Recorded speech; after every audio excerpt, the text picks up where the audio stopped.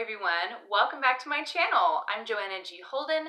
I'm an author of Christian fantasy as well as being a vlogger here on AuthorTube.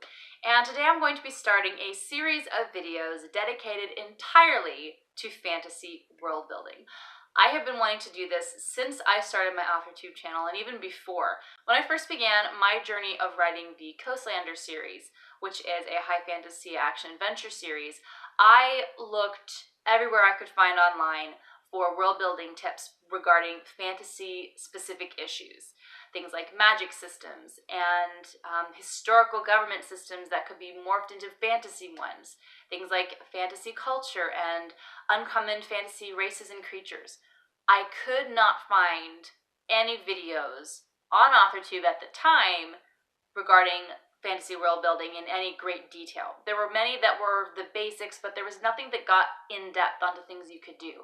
I found one, and it was a Dungeons and Dragons video. So it had some points that I could take away, but it still wasn't exactly what I was looking for. So that's what today's video and the next few videos in this series are going to be. These are the videos I wish I had had when I had started world building for the Coastlander series. I hope you enjoy them and get a lot out of them. We're going to be dividing this category, this huge category of world building up into 5 subcategories, which are going to be world, geography and topography, magic systems, fantasy races and creatures, history, and of course, culture. So you have 5 little subcategories there. And my hope is to dedicate one video to each topic. If for some reason I have to combine or split up, we'll deal with that later. But for right now, it's estimated to be one video per subcategory. A couple of little notes before we get started on today's video. The first is that world building takes time. Don't expect to sit down, watch this video, and just figure everything out in one afternoon. It's likely going to take you a series of weeks to months, for some of us years, before you get the whole world mapped out, figured out, ready to go for that first draft. Second thing is that there is no right or wrong order to this world building material. I organize the material in these videos to follow a pattern of progression from the most simplistic and basic to the most complex and detailed, hoping to create a snowballing effect that would really be great for beginners or newcomers to fantasy to kind of get their minds wrapped around fantasy world building, because it is kind of big. You should also remember that the writing process looks different from writer to writer, and the world building process will too. Just because the video series is laid out in a very specific, clean, crisp, neat order where you don't have intersecting things going on, chances are that's not what your actual world building process is going to look like. You're probably going to be bouncing back and forth a lot between this element of world building and that element of world building, because you'll be coming up with ideas at random times, and different categories will remind you of other categories. And honestly, they really all do kind of weave together. That's part of what the beauty of world building is. So don't be discouraged if you're not doing things exactly in line and in order with these videos. These are just the bare bones, and they're here for you to flesh them out, and you can arrange them in whatever order you need to. So the third is that this series is based on otherworld fantasy, which is a subgenre where you literally create the entire world out of nothing. You don't have a little bit here and a little bit there. You create your own world, and that's it. Now, why would I do this? Because there are so many subgenres. I mean, why would I limit it to one? Because there are so many subgenres. I mean, you've got contemporary fantasy, you've got historical fantasy, you've got multidimensional fantasy.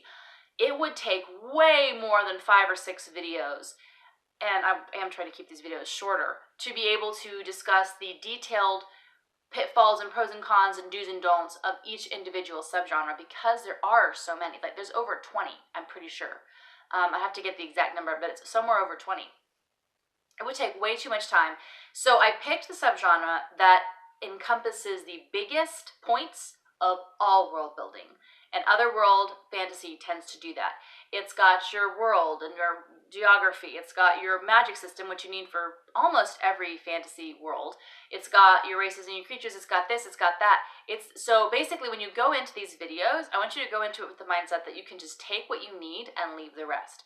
Also, you should be aware that at the end of this video series, I'm going to be releasing a free downloadable PDF workbook that goes with the content in these videos. Yes, another workbook. I love workbooks. They help me because all the information is already there, listed in black and white. I can print it off, and it keeps me from having to sit down and constantly take notes about everything. Instead, it's all right there.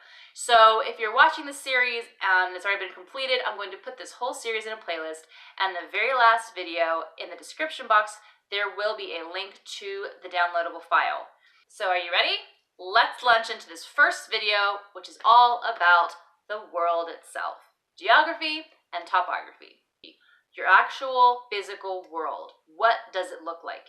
Depending on what your world looks like, you may need to put in a lot more research than just sketching out a map, although we are going to be sketching out maps. Think, before you get that far, you need to sit down and ask yourself the question, what does my world look like? Is it a planet? Is it a flat world where the water at the edge of the oceans runs off the edge? Is it multiple dimensions? Is it a globe, or is it just a patch of an island floating in an unending sea of mist? You also need to be thinking, is this a single anomaly world, or are there many worlds or many dimensions? And can these worlds intersect at all through science or through magic? Now it's time to make your map. We're going to start with the whole world and then break it down bit by bit. A note here is that if you really struggle with getting what's on your head onto paper, you don't have to sit down and draw it. One of my favorite things to do is to go onto my computer, hop on Paint, and take the pencil option, and just kind of using the mouse, sketch out what I think the outline of the continents in this globe are going to look like. Then I just color in the blue for the ocean, and I'm good. And because it's like a one-click deal, I just click and it's blue, and it's awesome. You can cut out pieces of paper randomly and just start arranging them on a big blue piece of construction paper and see what arrangement looks good to you, and then maybe start going from there. Or if you're really hands-on and you love like modeling, you could do this with clay model or salt dough. We used to make salt dough maps, and this will actually be very helpful later on when you're trying to figure out the topography, like what the terrain is. However you decide to do it, just make a basic map of the layout of the land for the entire world. Now you move on to the second part, which is topography. This is one of my personal favorites. The lay of the land has been set down. Now you need to figure out how to fill it with terrain. Don't be afraid to get a little bit creative. High fantasy especially, has kind of overused the European look where it's like forests and mountains and valleys. We're great with that, and that's wonderful. We love it, but you could get a little bit more creative. There's actually a wide variety of kinds of terrains that are very rarely used in most standard fantasy. So feel free to do a little bit of Googling. I will include in the description box of this video a link to an article that gives you a variety of options for terrain. And in the workbook, there will be a list of terrain options as well. Then you can just punch those into Google, find a whole bunch of images, and just go crazy with thinking about all the different things that you can put in. Note at this point that the layout of the land as far as terrain goes needs to be logical. You don't want to put two types of terrains that are extreme contrast next to each other or interwoven through each other. For instance, having a river running through a bone-dry desert doesn't necessarily make the best sense unless it's like way deep down in a canyon somewhere and the water's not getting to this bone-dry desert. If you do want to have some elements mixed together, then you'll just want to do some research first and just kind of look around and see like what your options are. You can go into your map. If you're drawing, one of my favorite things to do is after I've printed off the basic layout, to go through with a pencil and to draw symbols for the different kinds of terrain on my map. Or you can just go through and write down the types of terrain if it's easier for you. Some of my favorite symbols are like a little tic-tac-toe design for farmland, or the little arrows for mountains, or little swirlies for forests, and then, like, I don't know what you call that, but like sketched out like that for desert or wastelands. Whatever symbols you want to use. Please do not skip this topography step.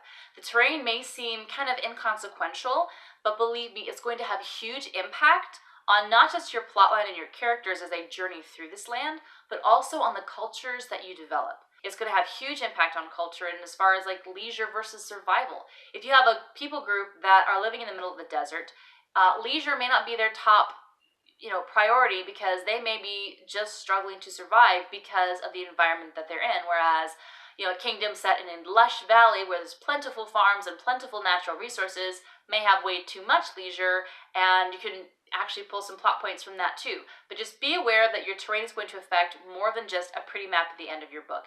It is actually going to affect every aspect of your story, so don't skip the step, please. Now that you have the whole world figured out, let's start zooming in and get closer. At this point, I personally love to have individual maps for the whole world. Then you zoom in on the specific continent or island where your story takes place for the most part. Then you zoom in on the nation or region where the character spends most of their time. And then you can zoom in even closer and start making maps, at least outline maps of things like cities, towns, and villages where important things happen, or maybe the lay of a land, terrain-wise, where there's a great battle. And then if your story takes place in an important building or estate, then you're going to want to map that too. Things like schools. There's a lot of fantasy stories that take place in schools. Giant estates, mansions, palaces, anything where there's going to be characters wandering around and the layout of the rooms and halls and this and that are going to be important for you to remember so that you don't have them literally running in circles. You're going to want to map it out. Doesn't have to be as detailed as the rest. You just need to kind of know where stuff is. And this is where you're going to want to do a little bit of research on your own. Look up blueprints for famous mansions, palaces. You can look up lists of rooms if you're working on a huge mansion, which I honestly love to do. Or you can look at, estate layouts of famous estates from very wealthy noblemen and politicians and, from like the 1800s and even earlier. You can research castles so you can make sure that your castles, if you're using those, are as true to life as possible. And lastly, for this part of the process, you're going to want to make 2 additional maps that are theoretically optional, but are very helpful if you have multiple fantasy races and creatures that are important to your story. And if your characters are journeying around throughout those lands, you're going to want to know where those people are, where those creatures are, so that you can remember as you're drafting, oh, at this point, I'm traveling through territory that's inherited by ogres and trolls. Or, oh, at this point, in the story, there's a whole bunch of, unicorns that live here, so we gotta make sure we mention them in the story. Again, it may seem like a step that you could overlook, but really it's not. You want to have this map be as detailed as you can. So I personally have 2 maps, one for races and then one for creatures, so that I know, the fairies live here, the dryads live here, the naiads live here, the so-and-so live there, and then over here you got your, your dragons and your this and your that. So you can kind of see on the layout as your characters are journeying through what kinds of people they might meet, what kinds of animals they might meet, so that you're not, using the same ones over and over again when you could have more options. Well, that is it for today's video. I hope you enjoyed it. If you did, please click that like button and consider subscribing on the way out. I do post videos all about fantasy, world building, series, characters, all that great writing stuff every Saturday, as well as sometimes some day in the life of author vlogs on Wednesdays. You can check me out on social media. All the links are in the description box below, as well as links to my website, where you can find out more about me, my books, the services I offer, and other workbooks that are available. Thank you all so much for watching. I hope you come back next week to see part 2, which will be magic systems. I'm not nervous about that at all. I hope you have an amazing rest of the weekend writing, and I will see you in my next video. Bye.